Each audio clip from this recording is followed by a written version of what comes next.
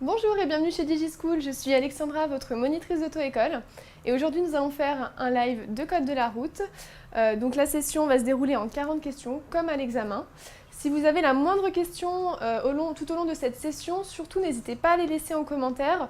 Je ferai 2 pauses tout au long de la série pour pouvoir répondre à vos questions. Bien, donc nous allons pouvoir commencer avec la toute première question.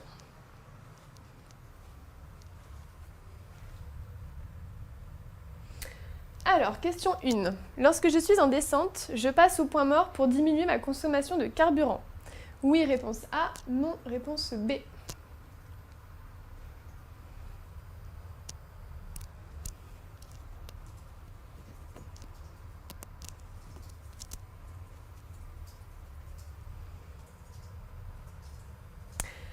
Alors, lorsque je suis en descente, surtout, il ne faut pas passer au point mort. Premièrement parce que c'est dangereux, lorsque vous êtes au point mort, vous n'avez plus aucun lien entre les roues et le moteur, vous êtes en roue libre entre guillemets, et du coup c'est beaucoup plus dangereux et votre véhicule risque de réaccélérer parce que vous n'avez plus de frein moteur.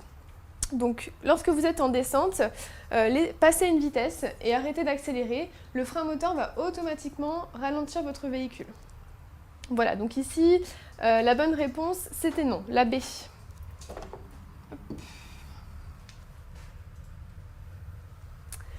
Ensuite, question 2. Pour remettre de l'huile, j'ouvre le réservoir, donc A numéro 1, B numéro 2 ou C numéro 3.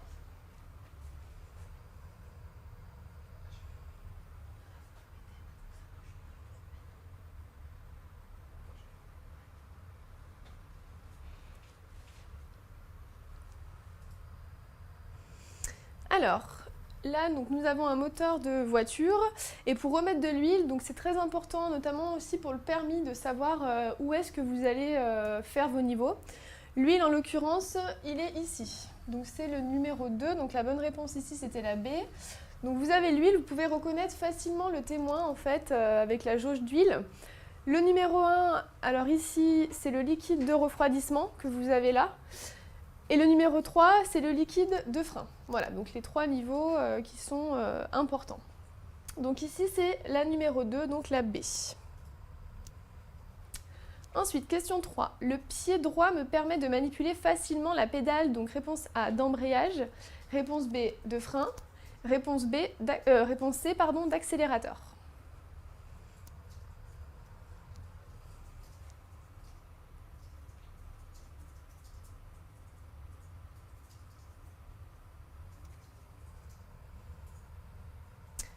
Alors, le pied droit, lui, il va gérer et manipuler donc facilement la pédale tout à droite et la pédale du milieu, qui sont le frein, donc pour la pédale du milieu, et l'accélérateur pour la pédale tout à droite. Donc le pied droit, lui, va gérer vraiment ces 2 pédales, et le pied gauche, lui, il va gérer uniquement l'embrayage.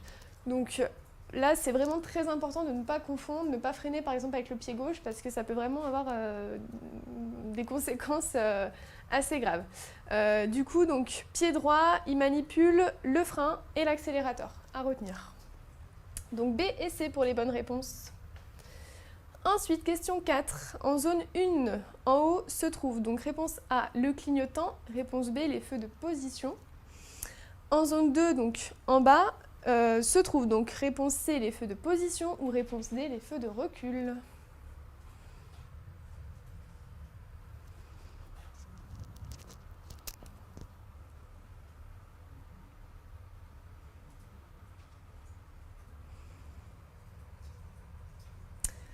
Alors, donc, dans la zone 1, donc toute cette zone-là, nous avons les clignotants. Donc, les clignotants, c'est un feu qui est jaune-orangé.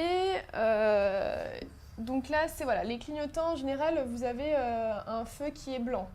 Les feux de position, eux, vont s'éclairer en rouge. Lorsque vous les mettez, ils s'allument en rouge.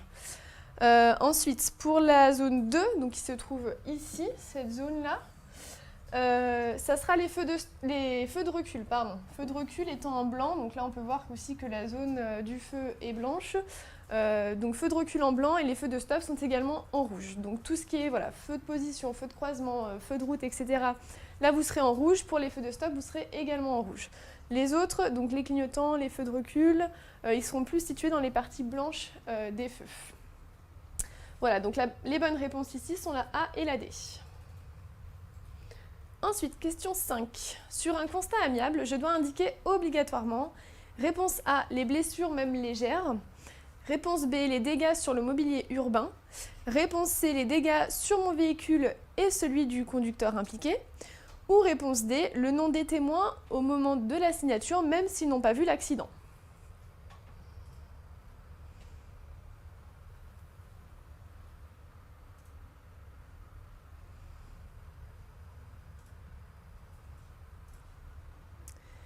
Bien, donc en cas d'accident, très important d'avoir un constat amiable dans sa voiture et il faudrait de préférence le pré-remplir, noter le numéro de votre assurance, etc. etc. Qu'est-ce qu'on doit indiquer obligatoirement? Bon, les blessures même légères, ça oui. Hein, même si vous avez eu un léger choc, par exemple cervical, c'est très important de l'indiquer. Comme ça, votre assurance pourra vous prendre en charge si jamais vous avez des complications. Ensuite, les dégâts sur le mobilier urbain. Oui, il faut également l'indiquer. Vous avez eu un accident sur l'autoroute, vous êtes rentré dans une barrière de sécurité. Il faut absolument l'indiquer également, toujours pour une question d'assurance. Ensuite, les dégâts sur mon véhicule et celui du conducteur impliqué, bien évidemment. En plus de ça, sur les constats amiables, vous avez des petits dessins. Et donc, dans cette zone-là, vous devez faire justement les schémas des véhicules qui sont rentrés en contact, là où il y a eu un choc en fait. Donc c'est également, et le nom des témoins au moment de la signature, même s'ils n'ont pas vu l'accident, non. Hein. S'ils n'ont pas vu l'accident, ce ne sont pas réellement des témoins. Hein. Donc la réponse D n'est pas la bonne. Donc ici, nous avions la A, la B et la C pour les bonnes réponses. Ensuite, question numéro 6. Je conduis avec 1 g par litre de sang d'alcoolémie. Je commets un délit. Oui, réponse A. Non, réponse B.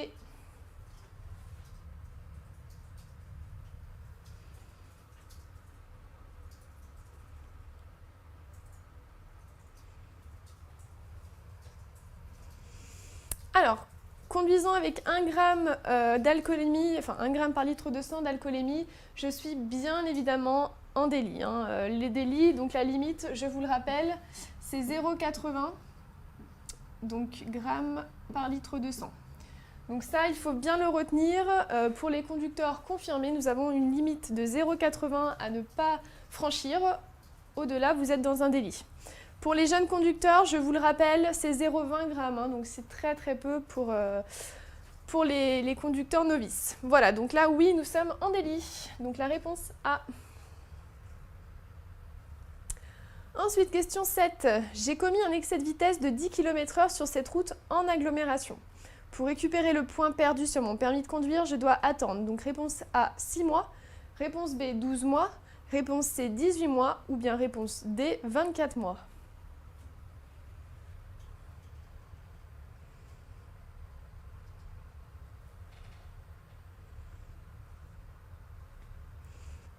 Alors, en commettant un excès de vitesse de 10 km/h sur cette route, là je suis située donc en agglomération, hein, vu les infrastructures autour. Pour récupérer donc le point perdu, parce qu'effectivement un excès de vitesse de 10 km/h c'est moins 1 point sur votre permis de conduire. Pour le récupérer, on va devoir attendre 6 mois. Donc si vous avez perdu qu'un seul point, vous le récupérez au bout de 6 mois.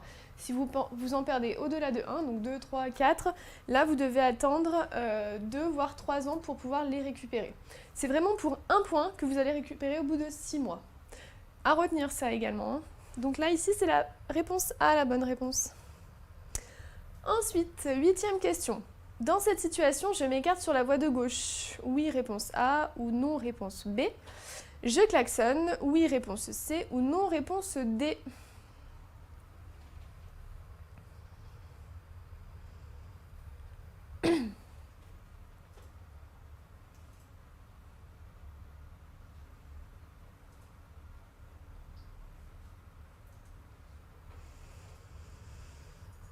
Alors, dans cette situation, je m'écarte sur la voie de gauche. Donc là, non, nous ne nous écartons pas sur la voie de gauche, étant donné qu'on a des véhicules qui arrivent en face. On est sur une route qui est plutôt étroite, donc on n'aurait même pas la place de s'écarter et de se rabattre sans gêner ceux qui arrivent en face.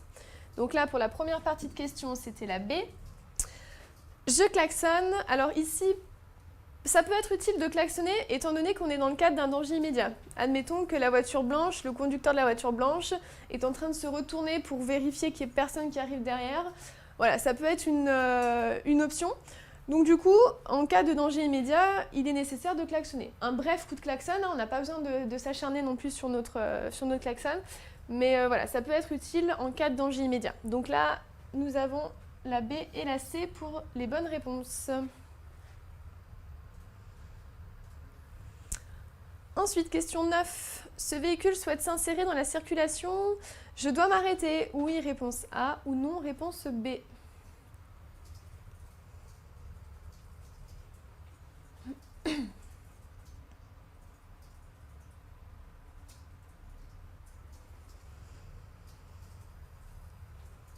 Alors ici, nous avons un véhicule effectivement qui souhaite s'insérer dans la circulation. Il a bien mis son clignotant pour nous le montrer.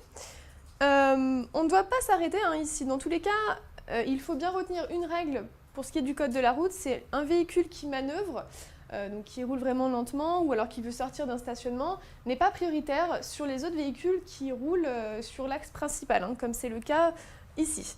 Donc là, on n'a aucune obligation de s'arrêter. On peut peut-être le faire par courtoisie, mais aucune obligation est nécessaire ici.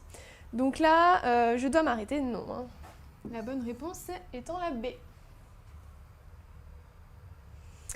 Ensuite, question 10. Le croisement s'avère difficile. Réponse A, je ralentis. Réponse B, je passe. Réponse C, je m'arrête. Réponse D, j'accélère.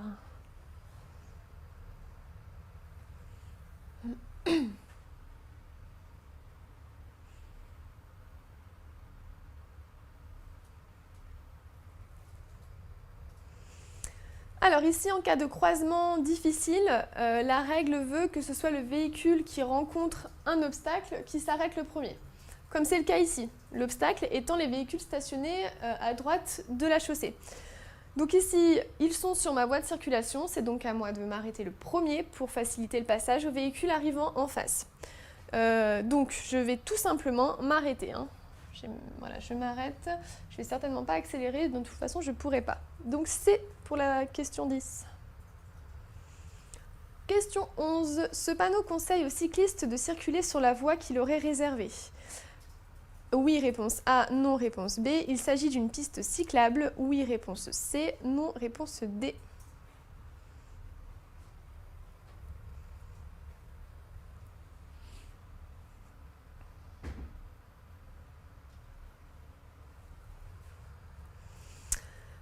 Alors, ce panneau conseille aux cyclistes de circuler sur la voie qui leur est réservée.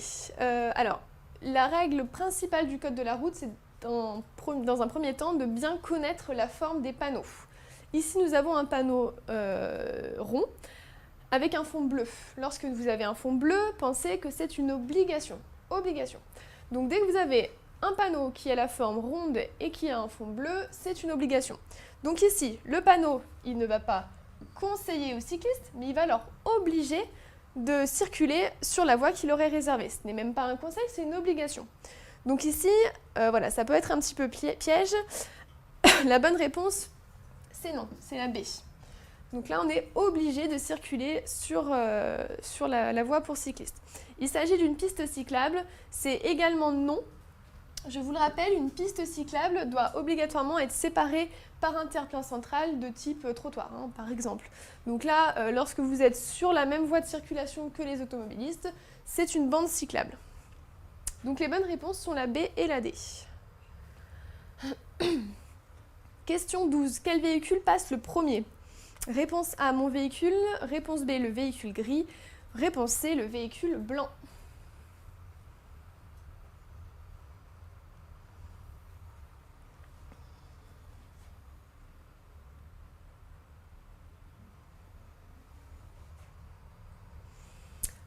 Alors, dans cette situation, dans cette intersection, bien repérer dans un premier temps quelle est la règle de priorité. Ici, ma priorité va surtout se porter sur le véhicule qui arrive à ma droite. Est-ce qu'il a un panneau ou est-ce qu'il a un marquage au sol qui pourrait indiquer le régime de priorité à cette intersection? Alors ici, ce n'est pas le cas. Hein. On ne voit pas le marquage au sol ni de panneau. Donc nous sommes dans le cadre d'une priorité à droite. Donc du coup, ça laisse ce véhicule blanc prioritaire sur moi. Et comme ce véhicule gris a l'air de vouloir aller en face, il va me couper la route, donc il doit également me céder le passage. Donc en fait, moi je cède le passage à la voiture blanche et le véhicule gris à ma gauche doit me céder le passage. Donc ici, le véhicule qui est prioritaire en premier, ça va être le véhicule blanc. Donc la bonne réponse, c'est la C. Question 13. Mon regard se porte principalement... Réponse A sur le véhicule que je croise ou réponse B sur le placement à droite de la chaussée.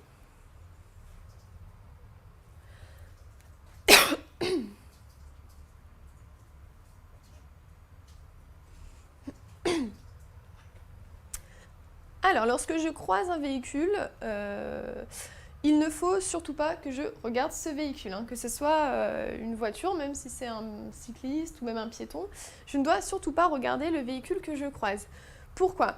Eh bien parce que si je le regarde, automatiquement, ma voiture va aller là où mes yeux se portent. Donc si je regarde trop longtemps la voiture, eh ben, je vais, sans m'en rendre compte, tourner mes roues légèrement. Donc du coup c'est dangereux et le conseil c'est de regarder toujours le plus loin devant soi ou de regarder plutôt le bord droit de la chaussée pour éviter d'aller percuter cette voiture en face. Donc ici la bonne réponse c'est la B. Question 14. Je circule à 50 km/h. Ma distance d'arrêt sera d'environ, donc réponse A 15 mètres, réponse B 25 mètres, réponse C 50 mètres ou bien réponse D 60 mètres.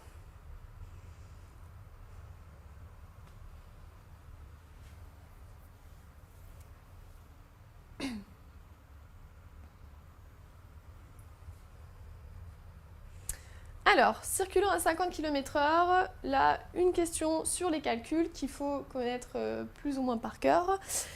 À 50 km/h, quelle va être ma distance d'arrêt? Je vous le rappelle, la distance d'arrêt se calcule en multipliant la dizaine des kilomètres, donc ici 5, par lui-même. Donc je vais faire 5 fois 5 égale 25. Et donc la bonne réponse, c'est 25 mètres.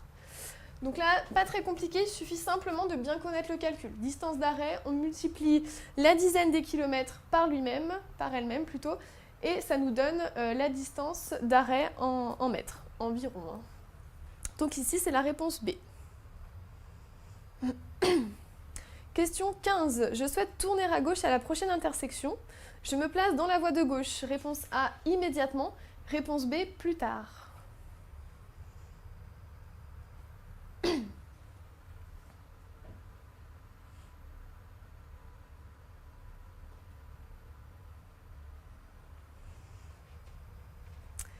Bien, donc, souhaitant tourner à gauche à la prochaine intersection, donc déjà, l'environnement m'y autorise, c'est-à-dire que là, j'ai deux voies dans le même sens de circulation, donc je pourrais très bien me placer à gauche immédiatement, sauf que, en haut, dans mon rétroviseur, je peux voir qu'il y a un véhicule qui est sur le point de me dépasser. Donc, très important de bien contrôler avant de vouloir faire quoi que ce soit au niveau de votre véhicule. Donc, je vais devoir attendre que ce véhicule derrière moi me dépasse pour pouvoir me placer à gauche, car bien évidemment, je vais devoir me placer à gauche à un moment ou à un autre. Donc ici, la bonne réponse, c'est la B, plus tard. Question 16.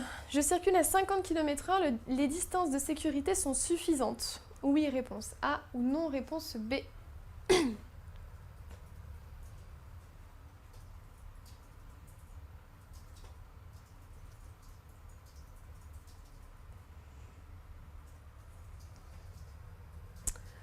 Bien, donc circulant à 50 km/h, avec le véhicule de devant, on va dire que j'ai plus ou moins une bonne distance de sécurité. Hein. Allez, le véhicule est quand même assez loin de moi. Je pense qu'il y a environ 2 secondes entre ce véhicule et mon véhicule. Par contre, ici, on nous parle des distances, les distances. Donc ça va être à l'avant, mais également à l'arrière. Donc très important de regarder également si à l'arrière, le véhicule qui vous suit respecte les distances de sécurité avec votre véhicule.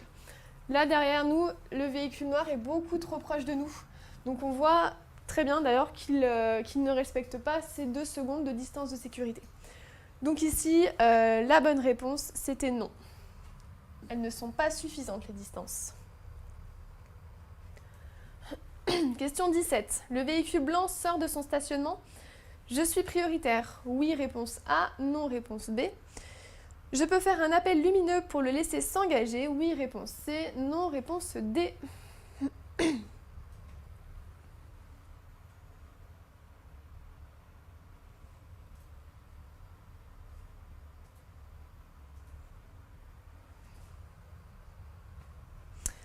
Alors, le véhicule blanc qui sort donc de son stationnement ici.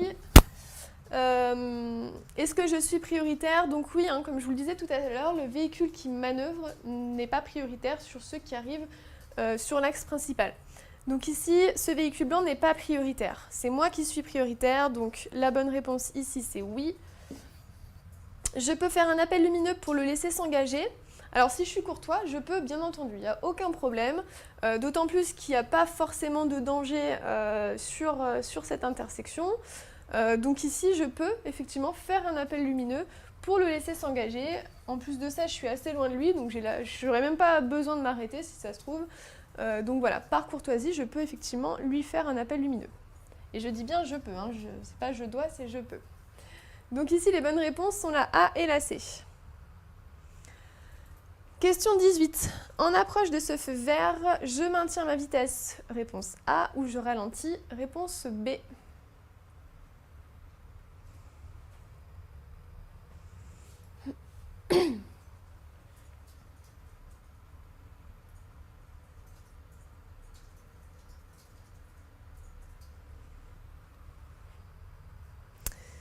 Alors, on approche de ce feu vert, et c'est vraiment valable dans n'importe quelle situation où vous avez un feu qui est vert. Sachez que vous ne savez pas depuis combien de temps ce feu est vert. Donc, il peut passer au jaune à tout moment, et à ce moment-là, il faudra vous arrêter. Donc du coup, la règle, quand vous franchissez un feu tricolore et un feu qui est vert en l'occurrence, c'est d'arrêter d'accélérer, éventuellement placer votre pied droit face au frein, sans freiner, hein, juste vous placez le pied face au frein. Et là, à ce moment-là, si le feu passe au jaune, vous aurez juste à freiner. Et du coup, ça vous laissera le temps de vous arrêter en sécurité sans avoir à piler au niveau du feu. Donc à chaque fois que vous passez par un feu, vous arrêtez d'accélérer. Et donc le fait d'arrêter d'accélérer, automatiquement, va faire que votre véhicule va ralentir. Donc ici, la bonne réponse, c'est la B. Je ralentis. Question 19. À 130 km/h, la distance de sécurité avec le véhicule qui me précède est donc réponse A suffisante ou bien réponse B insuffisante.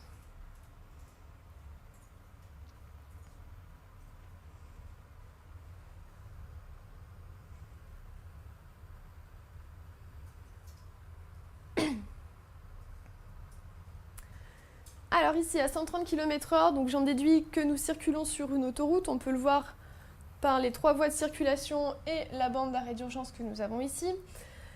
La question est, est-ce que je respecte bien la distance de sécurité avec le véhicule devant moi? Alors ici, c'est non. Je vous le rappelle, la règle, c'est de laisser 2 traits de la bande d'arrêt d'urgence entre mon véhicule et le véhicule de devant. Ici, les 2 traits, ils n'y sont pas, il n'y a même pas un trait complet.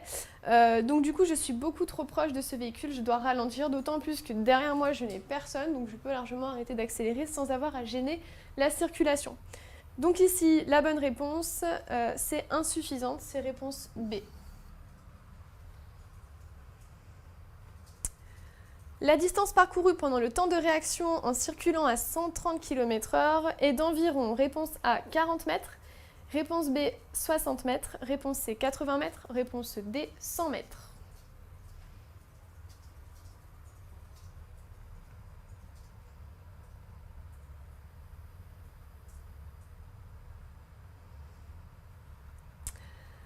Alors, là, on nous parle non plus de distance d'arrêt comme la question précédente, mais de distance parcourue pendant le temps de réaction. Toujours pareil, question de calcul qu'il faut retenir. Ici, distance de réaction, on doit toujours prendre le chiffre des dizaines, donc ici c'est 13, et le multiplier par 3. Donc nous faisons 13 fois 3, ce qui nous amène à 39, et donc environ 40 mètres. Voilà, donc je vous le rappelle, distance d'arrêt, on multiplie le chiffre des dizaines par lui-même. Distance parcourue pendant le temps de réaction, là on multiplie par 3 les dizaines des kilomètres. et ça nous donne notre distance parcourue pendant le temps de réaction. Donc c'est énorme, hein. 40 mètres à 130 km/h, c'est énorme. C'est-à-dire qu'en une seconde, vous allez parcourir quasiment 40 mètres. Donc c'est vraiment un chiffre qu'il ne faut pas négliger, d'où l'importance du respect des distances de sécurité. Bien, donc voilà, c'est la fin de ces 20 premières questions. Donc là, on va faire une petite pause pour que je puisse répondre à vos questions si vous en avez posé pour les 20 premières. Donc je vous écoute, n'hésitez pas à les laisser.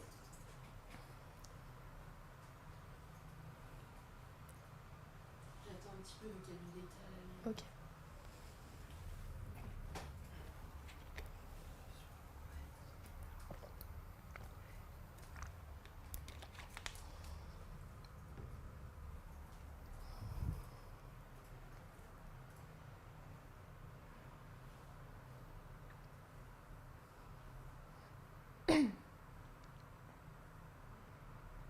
Alors, il y a une question qui était, c'était une question oui et non, de savoir pourquoi on avait, intrigué par le fait de pouvoir klaxonner en agglomération par rapport à une question. Quelle question du coup? Enfin, je dois revenir à la question ou non? Alors pourquoi est-ce qu'on doit klaxonner ou pas en agglomération, hein? Je pense que c'est ça voilà, la question. Ouais, d'accord. Ok. Bah, en général, dès que vous avez une voiture qui a commencé à tourner ses roues, vous voyez que par exemple elle n'a pas ses feux de stop allumés, là à ce moment-là, il faut que dans votre tête ça s'allume. Il faut absolument que vous klaxonniez parce que ça veut dire que la voiture ne vous a pas vu. Il y a beaucoup de gens qui, quand ils sortent d'un emplacement, ne regardent pas du tout là où ils vont s'insérer. Ou alors ils regardent brièvement. Et du coup, il y a des informations qui peuvent ne pas, être oubliées complètement, quoi. Donc du coup, comment dire, si vous voyez qu'il n'y a pas beaucoup de visibilité pour la voiture qui veut s'insérer dans la voie de circulation, à ce moment-là, vous devez klaxonner, brièvement, mais klaxonner. Voilà, ça va pas être vraiment, oui, effectivement, ça va pas être dans tous les cas pareil. C'est-à-dire que si vous avez, je sais pas, une voiture qui veut sortir d'un emplacement mais qui a qui a les feux de stop allumés, par exemple, là, vous savez qu'elle a que la conductrice a le pied sur le frein et donc du coup qu'elle vous a vu. Donc là, il n'y a pas vraiment de raison de klaxonner. Ça va vraiment dépendre des cas et surtout de la visibilité du conducteur. Vous vous mettez toujours à la place du conducteur qui voudrait s'insérer. Est-ce qu'il voit bien? Est-ce qu'il me voit arriver? Et dans le doute, vous klaxonnez brièvement. Hein. C'est pas grave, vous pouvez aussi le faire. Vous ne serez pas sanctionné pour ça. Hein. Si vous estimez qu'il y a un danger, vous pouvez le faire. Quelle est la différence entre bande cyclable et piste cyclable? Alors, quelle est la différence entre bande cyclable et piste cyclable? Alors, une piste cyclable doit être forcément séparée de la voie de circulation par un trottoir ou même des fois, il peut y avoir des buissons ou des choses comme ça. Alors que la bande cyclable, là, c'est vraiment une bande qu'il y a à côté de votre chaussée, en fait. Hein.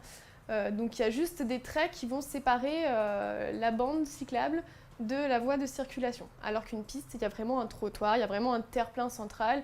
Les cyclistes sont beaucoup plus en sécurité sur une piste cyclable.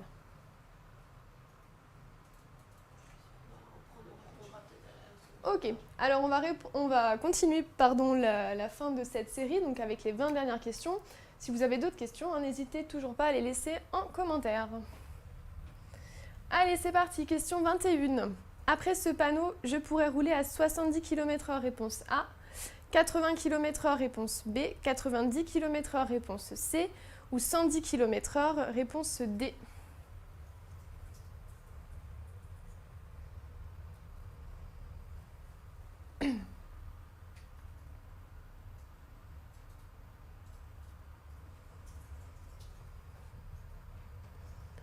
Alors, après ce panneau, donc ce panneau qui nous annonce une fin de limitation à 70 km/h, je pourrais rouler à 70, rien ne m'y empêche, hein. Si j'ai envie de rester à 70 km/h parce que j'estime que la chaussée est dangereuse, je reste à 70. Je pourrais également rouler à 80 km/h et également à 90 km/h, ce qui sera la vitesse maximale autorisée sur cette chaussée à double sens de circulation sans terre-plein central. Donc ici, les bonnes réponses sont la A, la B et la C. Question 22. Pour tourner à gauche, je passe avant la voiture en face. Oui, réponse A, ou non, réponse B.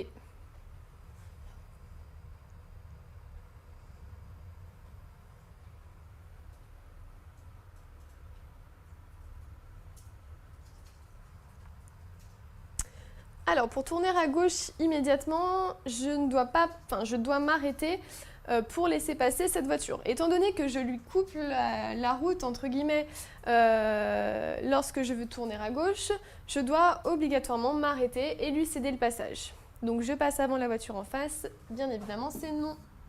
Réponse B.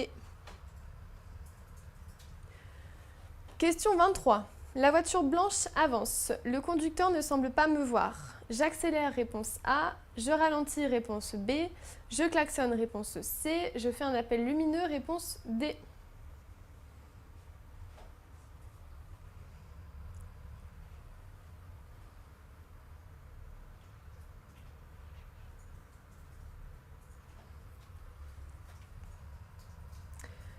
Voilà, donc ici encore un cas de klaxon ou pas, de danger immédiat ou pas, sachant que là en plus on vous précise que le conducteur ne semble pas nous voir, c'est-à-dire qu'il doit avoir le regard fixe sur ce qui arrive à sa droite, donc ce qui arrive de derrière lui.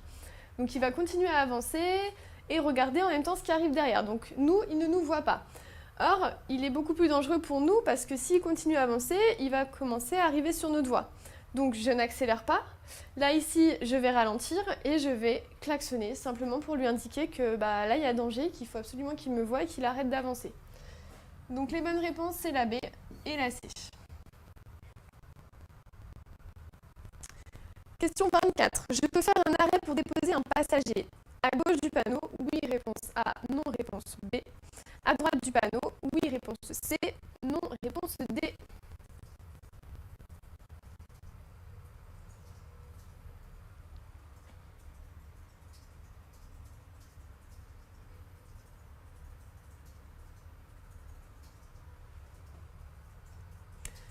Alors ici, pour déposer un passager, effectivement, c'est le cas d'un arrêt. Donc ce panneau, qu'est-ce qu'il nous dit? Il nous dit qu'on a une interdiction de stationner sur tout ce qui va se trouver sur la droite. Donc ici, on parle bien de stationnement. Le panneau parle bien de stationnement. Et nous, notre question, c'est un arrêt. Donc, le stationnement n'est pas autorisé. Par contre, l'arrêt, lui, il l'est. Donc, on a le droit, à droite du panneau, de s'arrêter pour déposer un passager. Maintenant, à gauche, donc c'est-à-dire ici, le long du trottoir, là, dans l'immédiat, on a simplement une sortie de garage, pas d'interdiction particulière. Donc je peux simplement faire un arrêt, déposer un passager et repartir sans problème. Donc ici, je peux aussi bien m'arrêter à droite qu'à gauche du panneau. Donc A et C pour les bonnes réponses. Question 25. Lors d'un accident mortel, le pourcentage des personnes ne portant pas la ceinture parmi les tués est d'environ réponse A 5%, réponse B 10%, réponse C 20% ou réponse D 40%.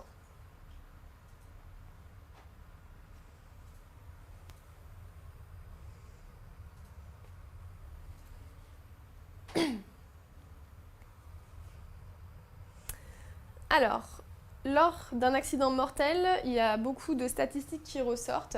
Et la première, c'est déjà, est-ce que les passagers étaient tous attachés lors du choc? Et il s'avère que dans 20% des cas, ce n'est pas le cas. C'est-à-dire que beaucoup de gens ne s'attachent pas parce qu'ils estiment qu'ils vont faire un trajet court, donc il n'y a pas forcément besoin de la ceinture. Et souvent, c'est pendant ces trajets courts où on peut avoir un accident. Donc 20%, c'est un chiffre à retenir. C'est vraiment important aussi de connaître un petit peu les chiffres. Ça sensibilise beaucoup plus les gens. Donc ici, la bonne réponse, c'est la C, 20%. Question 26. Je veux revenir sur la voie principale. Réponse A, je m'insère immédiatement. Réponse B, j'attends pour m'insérer.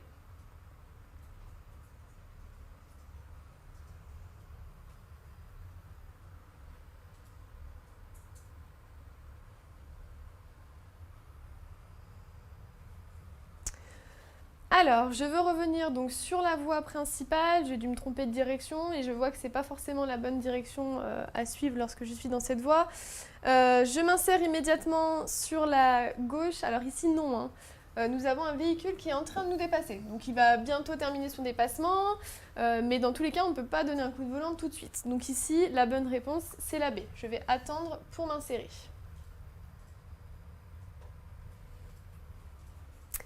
Question 27. Ce panneau annonce réponse A, un stop, réponse B, un céder le passage. Je dois freiner pour la réponse C ou bien accélérer pour la réponse D.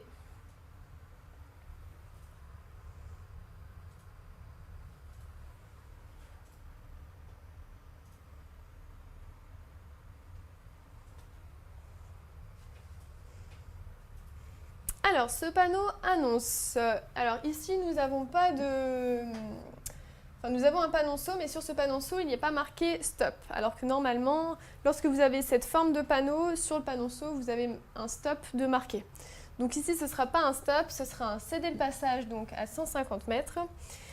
Et donc ici, je vois bien que je vais devoir m'insérer sur une voie qui est plutôt rapide.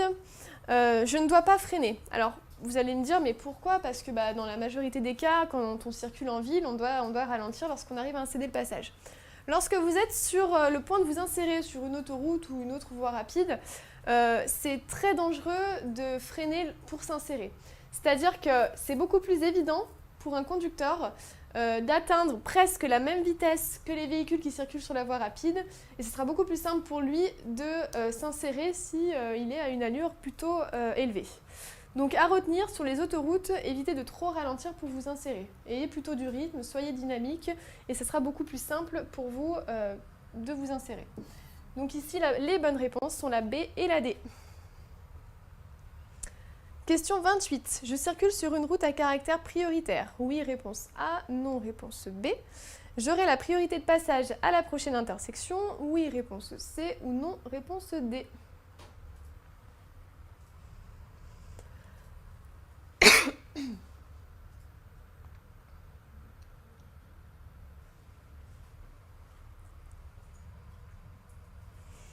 Alors, je circule sur une route à caractère prioritaire. Ici, la bonne réponse, c'est non. Le panneau qui indique que nous circulons sur une route à caractère prioritaire, il a une forme de losange et il a un fond jaune. Voilà, lui, il faut bien le retenir. Celui-ci indique simplement que vous allez être prioritaire uniquement à la prochaine intersection. C'est une priorité ponctuelle, si vous préférez. Donc, j'aurai la priorité de passage à la prochaine intersection, oui, mais uniquement à la prochaine. Ce n'est pas sur toutes les intersections. Donc les bonnes réponses sont la B et la C. Ces balises sont utiles de jour, réponse A, de nuit, réponse B. Elles indiquent le régime de priorité, oui, réponse C, ou non, réponse D.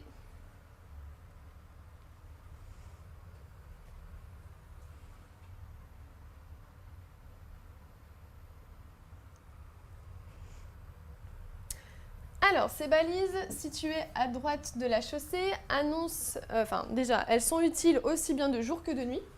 Pourquoi elles sont utiles? Elles vous indiquent qu'il y a une intersection à ce niveau-là. Donc, la nuit, elles sont rétro-réfléchissantes, donc vous pouvez les voir à l'aide de vos feux, et de jour, on les voit quand même suffisamment bien. En plus, ces balises, c'est les seules comme ça, elles sont blanches et rouges, elles sont facilement reconnaissables. Donc ici, nous avons la A et la B en bonne réponse, et enfin, elles indiquent le régime de priorité. Alors ici, c'est non. Attention à ça, ce genre de balise n'indique pas le régime de priorité. Elles indiquent simplement qu'il y a une intersection, la position d'une intersection. Elles ne vous disent pas si c'est un céder le passage, si c'est un stop ou autre, d'accord?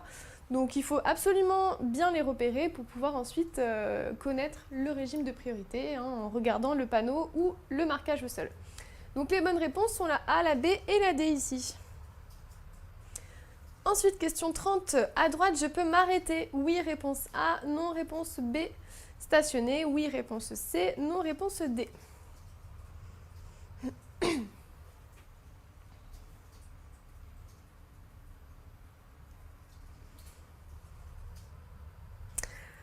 Alors, immédiatement à droite, c'est-à-dire ici, le long du trottoir, est-ce qu'on peut s'arrêter? Alors là, non, on ne peut pas s'arrêter parce qu'on gênerait trop la circulation.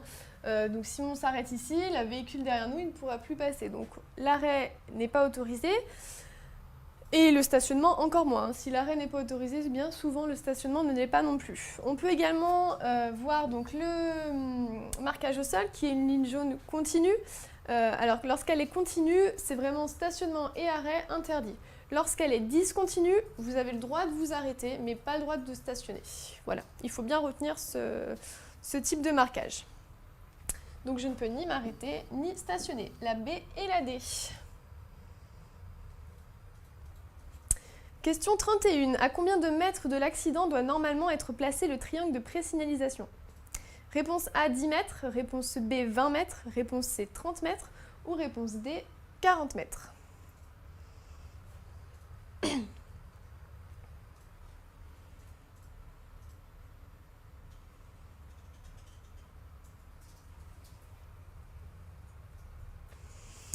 Alors, lorsque vous avez une crevaison ou lorsque vous avez eu un accident, très important de placer ce triangle de présignalisation. Et il doit être placé généralement à 30 mètres de l'accident. Ou bien avant un virage, si vous avez eu un accident juste après un virage, d'accord? Mais normalement, la règle, c'est 30 mètres avant l'accident. Voilà, donc ici, la bonne réponse, c'est la C. Question 32. Pour évaluer la vitesse à laquelle arrive le véhicule à l'arrière, je dois regarder dans mon rétroviseur extérieur. Réponse A, une seule fois. Réponse B, au moins 2 fois.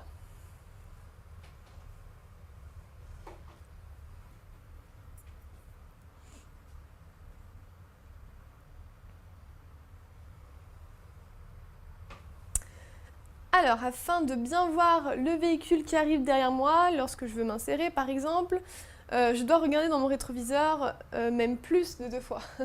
C'est-à-dire que voilà, 2 fois c'est le minimum, mais très important de regarder vraiment beaucoup de fois pour vraiment être sûr de la vitesse à laquelle arrive la voiture.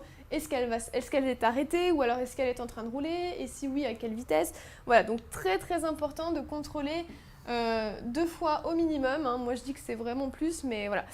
Il faut également contrôler l'angle mort. Hein. N'oubliez pas qu'on ne doit pas se baser uniquement sur ce rétro extérieur. Il y a aussi l'angle mort qui est très important. Donc ici, la bonne réponse, c'est la B.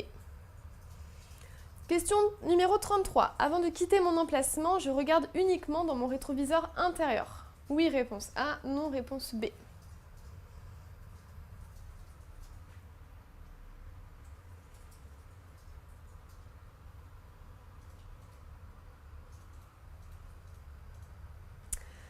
Alors, ici, avant de quitter mon emplacement, donc je veux me réinsérer dans la voie. Je ne suis donc pas prioritaire et le fait de regarder uniquement dans mon rétroviseur intérieur ne suffit pas. Il faut absolument donc contrôler à l'intérieur, à l'extérieur et également dans mon angle mort. Il pourrait y avoir un vélo au moment où je m'insère, donc voilà, ça peut être très dangereux. Donc ces 3 contrôles sont à effectuer vraiment avant de commencer toute manœuvre. Donc ça ne suffit pas de regarder uniquement à l'intérieur. Donc ici la réponse B. Question 34. Avant de quitter mon stationnement, je dois dans l'ordre. Réponse A, contrôler et avertir, ou bien réponse B, avertir et contrôler.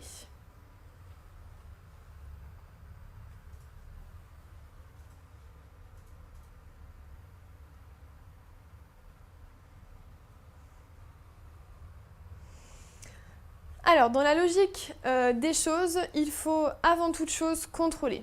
Avant d'effectuer vraiment n'importe quelle action sur notre voiture, que ce soit de mettre le clignotant ou de commencer à tourner nos roues, il faut absolument contrôler. C'est valable donc lorsque l'on quitte un stationnement, c'est valable également en circulation dans la ville, lorsque vous tournez à gauche, lorsque vous changez de voie, il faut absolument contrôler. C'est vraiment le plus important, je dirais, après l'avertissement. Hein. Donc on contrôle et ensuite on peut avertir une fois qu'on a vu qu'il n'y avait personne. Donc ici la bonne réponse c'est la A. Question 35. Sur la fiche technique d'un pneumatique, je peux avoir des renseignements sur réponse A, la consommation, B, la tenue de route par temps sec, C, le bruit de roulement, ou bien D, la tenue de route par temps mouillé.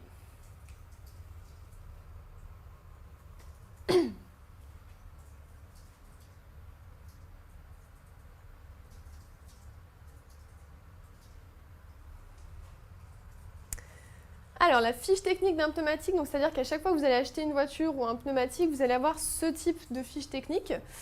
Elle est très simple à déchiffrer. En fait, il suffit simplement de regarder les dessins. Donc, ici en haut, là, vous avez la consommation. Donc, est-ce que ce sont des pneus qui vont faire que votre voiture va beaucoup consommer ou pas? Donc là, on a déjà la réponse A. La tenue de route par temps sec. Alors là, on n'a aucune information par temps sec, hein, voilà. Réponse C, le bruit de roulement. Donc là, on voit bien qu'il y a le petit dessin avec le petit haut-parleur qui nous indique le bruit. Est-ce que c'est un véhicule qui, lorsqu'il est en contact avec le bitume, fait du bruit ou pas? Donc c'est également une bonne réponse. Et enfin, la tenue de route par temps mouillé. Donc là, on regarde ce dessin avec le petit nuage et les petites gouttelettes qui nous indiquent que, est-ce qu'il a une bonne tenue de route lorsqu'on circule sur une chaussée mouillée? Donc ici, les bonnes réponses sont la A, la C et la D. Question 36. Pour faire des économies de carburant en descente, réponse A, je passe au point mort. Réponse B, je coupe le contact. Réponse C, j'arrête d'accélérer.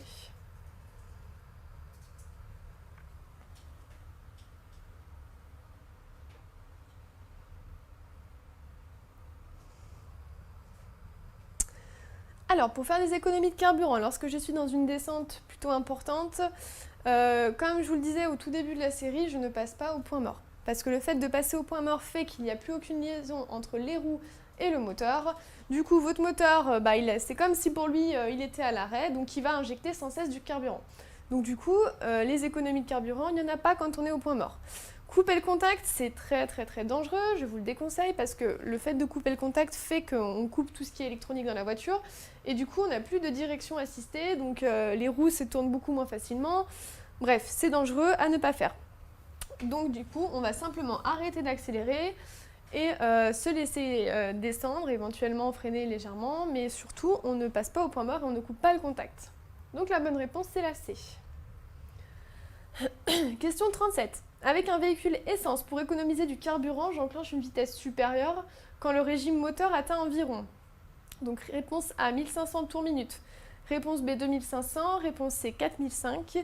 Ou réponse D, 5500 tours par minute.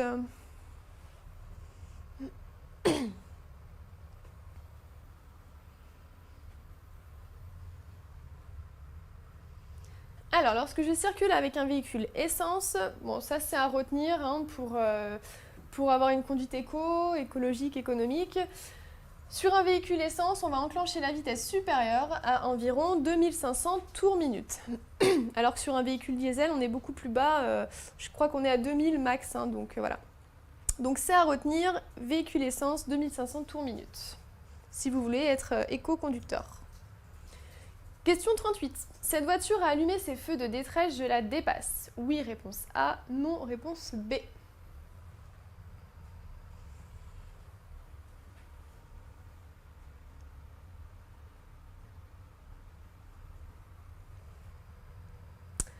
Alors, lorsqu'un véhicule allume ses feux de détresse, c'est que forcément, devant, il y a un danger. Quel qu'il soit, ça peut être un accident, ça peut être un fort ralentissement, bref. Donc dès qu'une voiture allume ses feux de détresse, vous aussi, vous devez ralentir. Dans votre tête, il doit y avoir des signaux danger, danger, danger, donc surtout on ne la dépasse pas. En plus de ça, on a un véhicule qui arrive en face, donc bref. C'est interdit de dépasser un véhicule lorsqu'il a mis ses feux de détresse, sauf si ce véhicule est à l'arrêt, parce que bien souvent, les gens, pour s'arrêter, mettent leur feu de détresse. Là, en circulation, on voit très bien qu'il n'est pas à l'arrêt, sinon il serait un petit peu plus rangé sur la droite. Donc là, on ne le dépasse pas, on reste derrière lui parce qu'il y a forcément un danger devant. Donc non, je ne dépasse pas la voiture. Question 39. Je peux dépasser le véhicule de devant? Oui, réponse A. Non, réponse B.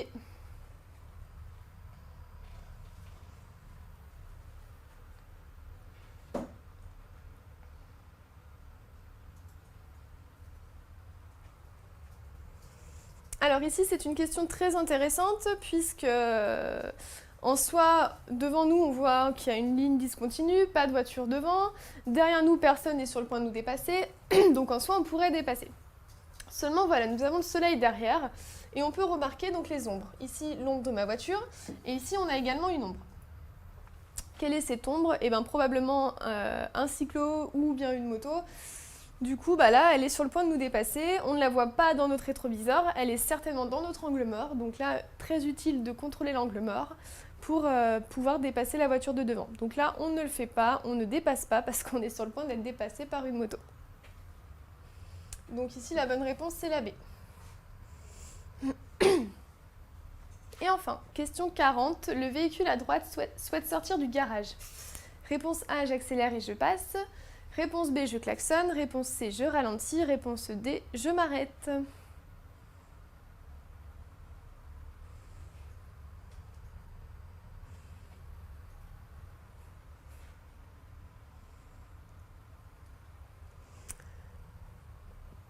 Bien, donc ici, toujours pareil, est-ce qu'on est dans le cadre d'un danger immédiat ou pas? On arrive sur cette route, on voit qu'on a un véhicule qui commence à avancer doucement. Le conducteur n'a aucune visibilité, aussi bien à gauche qu'à droite, pardon. Donc ici, danger immédiat, on va klaxonner légèrement, faire un léger rappel sonore, et on va bien entendu ralentir, hein, surtout bien ralentir jusqu'à qu'on ne voit plus ce véhicule avancer, hein, très important, parce que là en plus on peut même pas se décaler sur la gauche, on a un véhicule en face. Donc je klaxonne, je ralentis fortement, et normalement, lorsque le conducteur va entendre mon coup de klaxon, il devrait s'arrêter. Donc ici, les bonnes réponses sont la B et la C. Bien voilà, c'est terminé pour ce live, pour ces 40 questions. Donc j'espère que tout ça vous aura plu. Maintenant, si vous avez des questions qui viennent encore, n'hésitez pas à me les poser. On va prendre 2-3 minutes pour y répondre.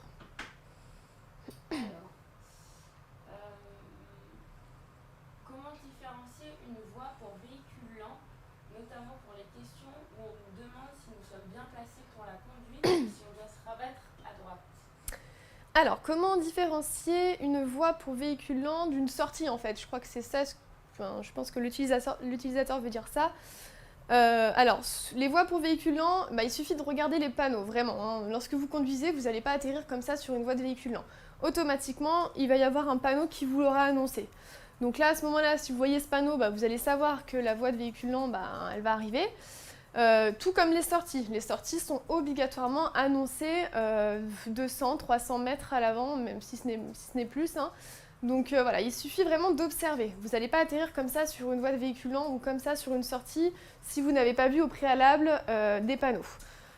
En soi, les marquages au sol sont les mêmes, hein. C'est des lignes assez épaisses, discontinues, c'est des traits épais et une ligne discontinue.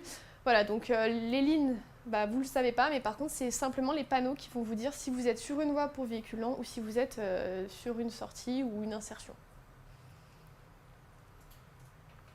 Du coup, il y en a plein qui demandent comment repérer un danger immédiat, du coup, face un peu au klaxon. D'accord. Comment repérer un danger immédiat? Je vois que c'est une question qui, qui vous embête. Les dangers immédiats, voilà, vous vous mettez à la place d'un conducteur, en fait, tout simplement. Est-ce qu'il a une bonne visibilité ou pas? En plus de ça, lorsque vous circulez, en général, vous le voyez le danger arriver. C'est-à-dire que vous allez voir une voiture qui s'avance, vous arrivez sur lui et qui ne s'arrête pas. Là, c'est un danger immédiat. Donc là, le coup de klaxon va être utile pour faire réagir le conducteur en face. Voilà, c'est vraiment... en général, vous les repérez assez bien, les dangers immédiats. Bon, on n'a pas tous l'automatisme de klaxonner, mais en général, vous le repérez assez bien parce que vous appuyez sur le frein. Donc voilà, c'est une voiture qui ne voit pas ce qui arrive derrière ou qui ne voit pas parce qu'il sort d'un garage ou etc., etc. Là, voilà, vous êtes dans le cadre d'un danger immédiat et du coup, il faut klaxonner. Voilà. Ensuite, quelle est la différence entre un lieu-dit, une agglomération et une ville? Alors, quelle est la différence entre un lieu-dit, une agglomération et une ville? Donc, agglomération-ville, c'est la même chose, hein. C'est simplement le terme agglomération, c'est le terme, on va dire, qui est plus dans le jargon des auto-écoles, dans le jargon du code de la route, pour dire une ville, tout simplement. Maintenant, les lieux-dits, donc les lieux-dits, ça va être un petit regroupement de maisons qui est en dehors d'une ville, en fait. Et souvent, bien souvent, la vitesse est abaissée. C'est-à-dire que lorsque vous sortez d'une agglomération, votre vitesse est limitée à 90 km/h. Et il peut y avoir des vitesses plus basses, par exemple à 70 km/h, parce que vous entrez dans un lieu-dit et qu'il y a des petites maisons au bord de la route. Voilà, les lieux-dits, c'est ça, c'est des petits regroupements de maisons à l'extérieur des villes, à l'extérieur des agglomérations. Et alors, la dernière question,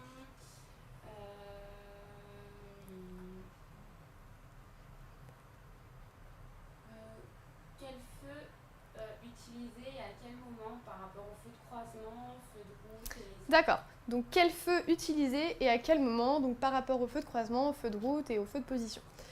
Alors, les feux de position, vous allez les utiliser la nuit ou au crépuscule lorsque l'agglomération est bien éclairée. C'est-à-dire que vous circulez dans une agglomération où il y a des lampadaires, où vous voyez suffisamment bien. Les feux de position vont suffire pour circuler. Ils vont être également utiles si vous voulez stationner sur une chaussée hors place de stationnement, si vous voulez, de nuit. Là, vous allez devoir allumer vos feux de position. Ils sont visibles à l'arrière et devant. C'est les seuls, d'ailleurs, qui sont visibles aussi bien devant que derrière. Donc voilà, c'est les deux cas où vous allez utiliser les feux de position. En agglomération qui est bien éclairée et pour stationner sur la chaussée la nuit. Ensuite, les feux de croisement, ceux-là, vous allez les utiliser en agglomération qui, là, n'est pas très bien éclairée. Voilà, une agglo où vous ne voyez pas beaucoup ce qu'il y a devant vous. Vous allez utiliser les feux de croisement, ils sont beaucoup plus forts et du coup, vous voyez beaucoup mieux avec ces feux de croisement. Vous allez également les utiliser hors agglomération lorsque vous croisez un véhicule pour éviter de l'éblouir. Et donc là, j'y viens. Les feux de route, eux, vous allez les utiliser hors agglomération ou bien en agglomération si l'agglomération n'est pas du tout éclairée, si c'est le noir complet, ou lorsque vous êtes hors agglomération, pareil, sur une route où vous ne voyez rien. Là, vous utilisez vos feux de route qui sont beaucoup plus puissants. Ils vont vous permettre de mieux voir et d'être mieux vus par les autres usagers. Lorsque vous croisez un autre usager, par contre, vous enlevez vos feux de route et vous mettez vos feux de croisement. Voilà. Ok, donc c'est la fin de ce live, c'est la fin de ce code blanc. Donc j'espère que toutes ces questions vous auront été utiles, que ce live vous aura plu. Si vous avez d'autres questions qui arrivent à la fin du visionnage, n'hésitez pas à les laisser, on pourra y répondre par la suite. Voilà, et moi je vous souhaite donc une très bonne soirée chez DigiSchool.